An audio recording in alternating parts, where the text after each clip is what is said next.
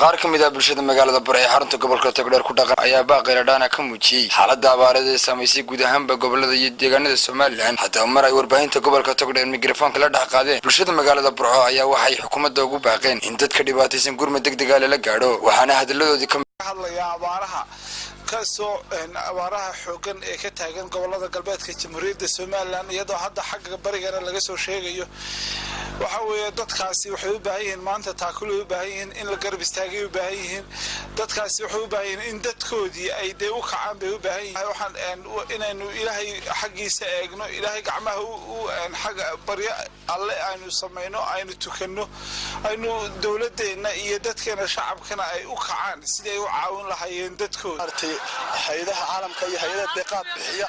waxaan leenahay abaaraha laga soo caawiyo halka marka ka soo caawinaysaan ilaahay halka ka weydiisto oo ilaahay toos ula xiriira qofka bini'aadamka ilaahay haduu toos ula xiriiro wax ali wax ka xumaanaya ma jiraan walaalaha galbeedka ee abaaruhu ay saameeyeen ay saameynta xun ku yeesheen runtii aad baan ugu ducaynaynaa ilaahay waxaan u baryaynaa inuu ilaahay uu ka soo jebiyo abaarahaas noqonaya imanka muddo dhowr sano ayna haya ilaahay waxaynu ka baryaynaa in ilaahay naga jabiyo allaha weynayna abuuray raxmaanka ayaynu baryaynaa gacmaha hoos dhiganaynaa dadkana waxaan leeyahay anigu ilaahay ha loo noqdo ilaahay ha la baryo ilaahay ha la baryo ilaahayna ha laga baqo ilaahay ha la baryo bariyo hore caruuraha malcaamadaha ee yaryar ee qalin quraanka ayaa la saari jiray oo roob doon akhri jiray yarxama raaximiin bay oran jireen iyaga dhulka la soo marin jiray oo allaha weyni saaka marka ay baxaan asarkaba si kala la arki jiray caruurihii hala saar halkan horta waxaan maanta ilaahay uga dirayaa fariin inuu dadkeena Soomaaliland ku dhaqan oo abaarta ka soo jabiyo abaar way kala darin galbeedka iyo bariga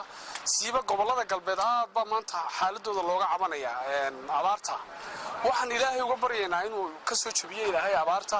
maadaama oo dadkii xataa ay bilaabeen inay dhintaan dawladda Soomaaliland waxaan u farayaa inay si degdeg ah dadka u soo caawiso ilaahay abaaraha inaga saaro ilaahay colaadaha inaga saaro ilaahay dhibaatada inaga saaro dadku ilaahay ha u noqdo dadku ha shahaato dadku ilaahay ha baryo roob doon ha loo baxo islaamku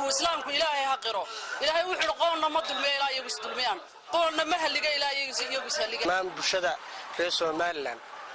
waxaan halkan ka sheegayaa in ay si degdeg ah u caawiyaan dadka abaaru saameeyeen dadka masaakiinta xoolihii ka dhamaadeen ee biyo la'aantu hayso waxaan leeyahay dadweynaha reer Soomaaliland qurba joog iyo dal joogba in si degdeg looga caawiyo waxaanu ka hadlaynaa abaaraha baan ee Soomaaliland maanta naafeeyay ee gabiil xoolaheedii iyo dadkeediba ku madheen waxaanu ka codsanaynaa mas'uuliyiinta Soomaaliland inay si degdeg ah uga soo gaaraan dadka maxayda dhibaataysan ee abaaruhu ku dhaceen. By Sadaam Ali Maarkad, bulsho TV magaalada Burco.